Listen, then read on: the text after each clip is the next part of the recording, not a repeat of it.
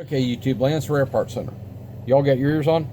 I know I ain't made a video in a while. I know you can see there's a different refrigerator behind me and it's in a different location because I had my other one just up and start hissing out refrigerant. And I've also been dealing with some other AC issues on other things. And the noise behind me is my air conditioner running. Even at 6:45 in the morning, this place gets so hot that pretty much the air conditioner is not going to shut off for 2-3 weeks. Anyways, I've had issues with editing software.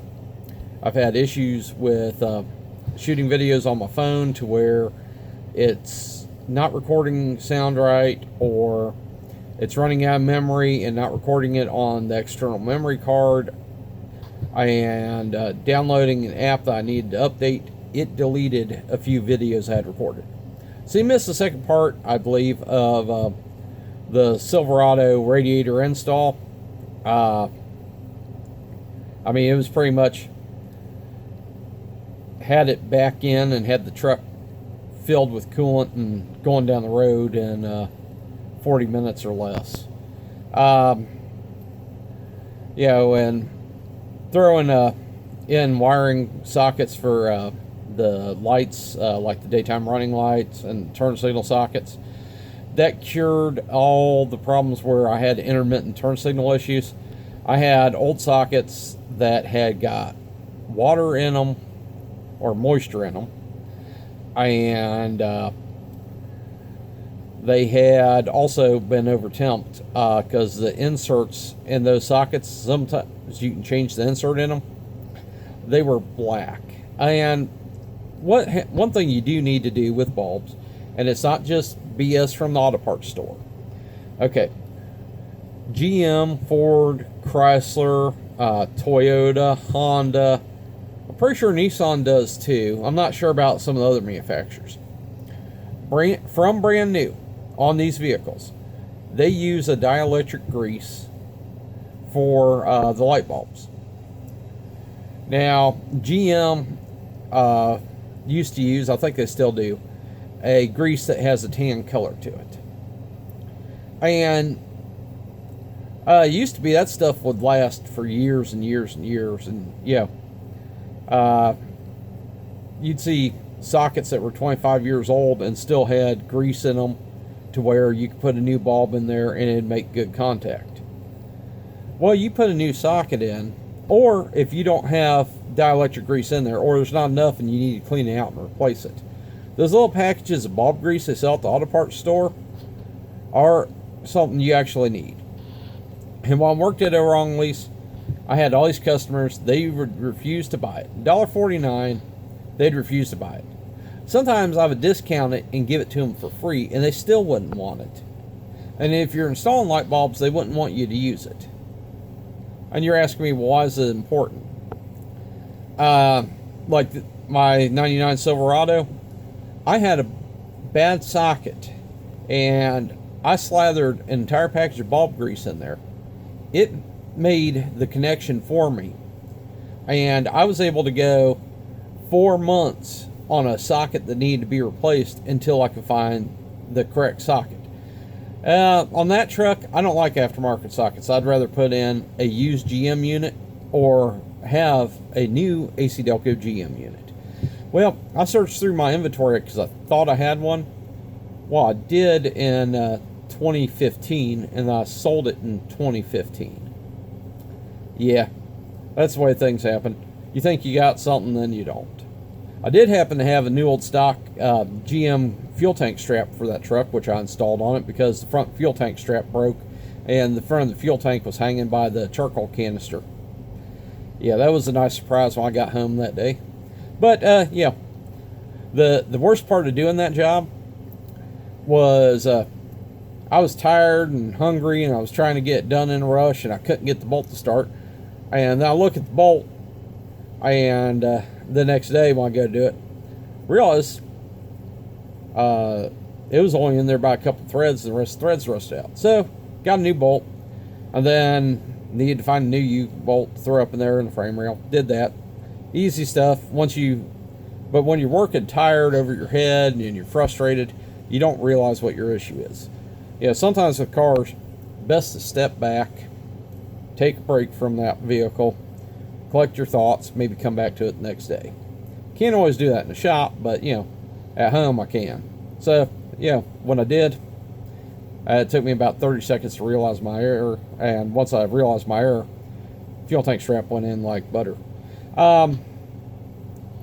The fact that I had the correct one was great. I could have got the aftermarket ones. The aftermarket ones, unlike the GM ones, do not come with the rubber coating on them. That is one thing you'll notice difference if you buy like the Dorman ones. They just come as plain steel. And that little bit of coating on them, they will be rusty in a year if you don't paint them. But I had the GM one, which is galvanized and has the rubber dip over it. So it ought to be good for another 15 years. If the truck lives another 15 years. But that and the radiator, once I put it in, haven't had any more cooling system issues. And since I got this new job, I've been driving it the last 2 weeks straight, or 2.5 weeks straight, because the air conditioner was down on the Jimmy. It was getting warm, so I started working on the system.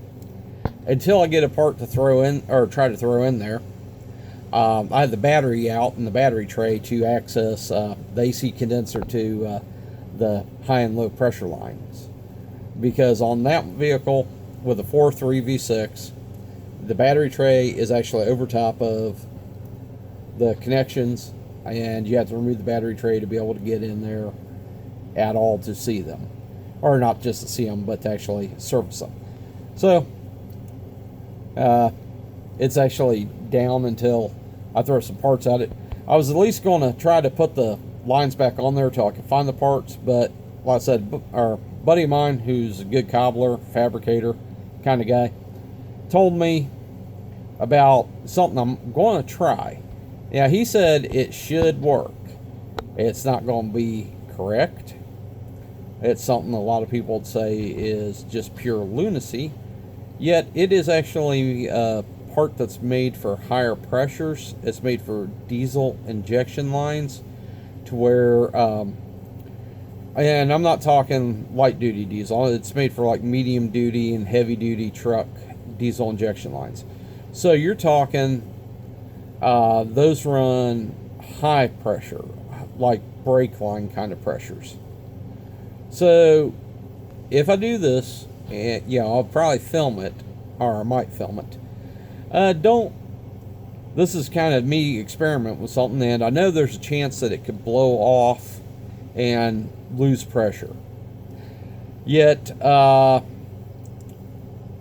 willing to give it a shot. It's a $400 truck, and it might get me by until I can find the new high pressure line that goes over from where the orifice tube is. It goes up, over, and around, and connects to the condenser at the high pressure end, and then your other one's your outlet to your compressor. So, or I might have that backwards.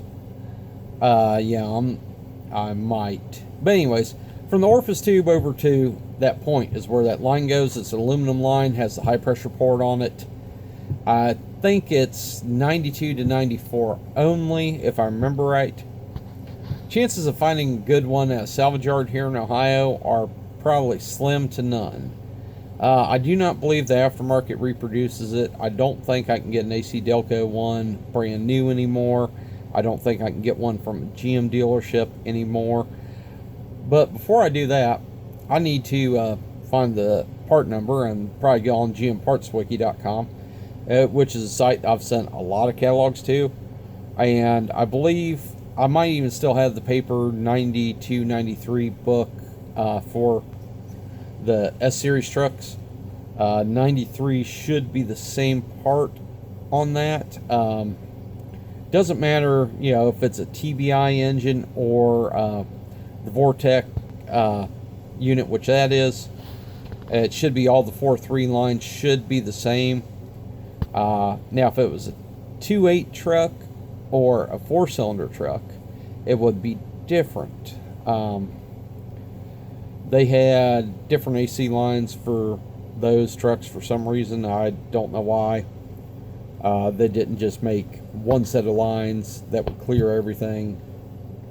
This was GM in the 80s and 90s. Different motors took different AC lines for different reasons. Now that I'm working this other job, and I'm going to try to get some things lined up. I'm going to try and make some videos using my digital camera, which will record videos. I'm going to try to actually get some decent editing software so I can upload videos to my computer, edit them on the PC, then put them on YouTube. So please bear with me. I'm going to try to get some more content. I'm going to try to get some better content and better quality to the videos. Not so shaky, not so grainy. And one problem is anytime I hold anything in my hands do shake. So if I'm walking around, it doesn't matter what sort of device I have a camera on, you're going to get shakiness. That just goes with the territory. I can't rewire my body to get rid of it. If I could, I would. Trust me. Alright, well, that's all for now, YouTube land. I'll check back in, hopefully, here in a few days or so. Till then, later.